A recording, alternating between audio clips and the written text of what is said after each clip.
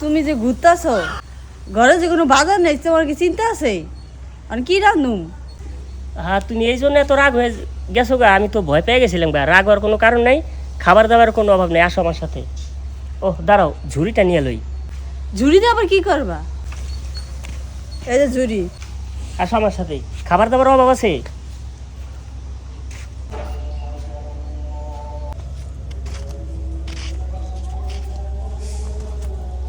এই যে দেখো, খাবারের কোনো অভাব আছে? বসো, তুমি বসো। আরে বাবা রে, এই যে দেখছো, এই দেখো, খাবারের দেশে কোনো অভাব আছে? দেখছো, অনেক স্বাস্থ্যকর পুষ্টিকর খাবার। ঠিক আছে, দেখো রীতা, আমি অনেক ক্লান্ত হয়ে যেতেছি, তুমি একটু কাটতে দাও না। স্বামী স্ত্রী মিলে করি কাজ, কোনো লজ্জার কিছু নাই।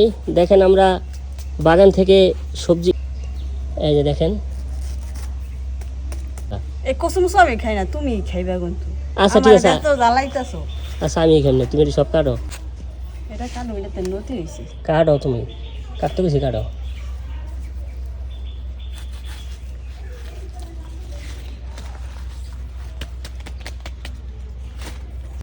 আপনারা সবাই পাশে থাকবেন। আমরা কিন্তু যে টাটকা সবজি, এই যে আমাদের বাগানের টাটকা সবজি দিয়ে আজকে স্পেশাল রান্না হবে। আপনারা সবাই থাকবেন। এই যে দেখেন কতগুলা সবজি, আমরা দুজন মিলে আজকের বাজার তো করতে পারলাম না, সেজন্য এই যে এই আইটেম করছি। আমি এখন বাসায় যাই, আমার আর ভালো লাগতেছে না, তোমার এত জ্বালা সহ্য করতে পারতেছি না। আচ্ছা ঠিক আছে, তাহলে বাসা যাও, আমি বাদ বাকিগুলো কাটতে আসতেছি। না, শাকগুলো ভালো করে ধুয়ে লইছো নি? অনেকবার ধোয়া দিছি। না তো কিন্তু ইয়া লাগবো, এই যে দেখো, ভালো আমার বাগানের কচু শাক। তুমি দি বলে জঙ্গল তো নামছো। আরে জঙ্গল মানে কি, এই পৃথিবীটা আমার না, আমার বাগানের শাক। আর এগুলো যদি আপনারা খান, আপনাদের অনেক উপকার হবে। কারণ আজকাল তো মানুষ জঙ্গল থেকে খাওয়া ভুলেই গেছে।